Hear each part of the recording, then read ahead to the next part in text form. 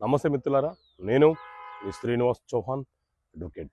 మిత్రులారా, వివాహం అయిన తర్వాత భార్యాభర్తలు ఇద్దరు కొంతకాలం పాటు కలిసి ఉండి ఎలాంటి కారణం లేకుండా భర్త లేకపోతే భార్య కాపురం చేయకుండా దూరంగా వెళ్ళిపోతే, అంటే తల్లిగారింటికి వెళ్ళిపోతే తిరిగి కోర్టు ద్వారా పిలవవచ్చా? పిలిచినా రాకపోతే మనం ఏం చేయడానికి అవకాశం ఉంటుంది?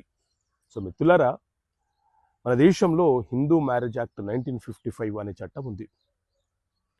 ఈ మ్యారేజ్ యాక్ట్ ప్రకారంగా హిందూ సాంప్రదాయ ప్రకారం ఎవరైతే వివాహం చేసుకుంటారో వారందరూ కూడా ఈ చట్టం ప్రకారంగానే విడాకులు తీసుకోవాలన్నా, భార్యాభర్తలు కలిసి ఉండాలన్నా ఈ చట్టం ప్రకారంగానే ముందుకెళ్ళాలి, ప్రొసీడింగ్ కావాలి. అయితే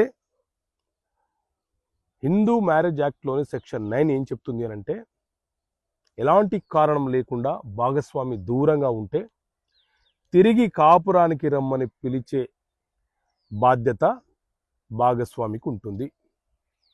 సెక్షన్ 9 ప్రకారంగా RCR restitution of conjugal rights వివాహ పునరుద్ధరణ హక్కులను ఉపయోగించుకొని భాగస్వామిని తిరిగి కాపురానికి పిలువవచ్చు.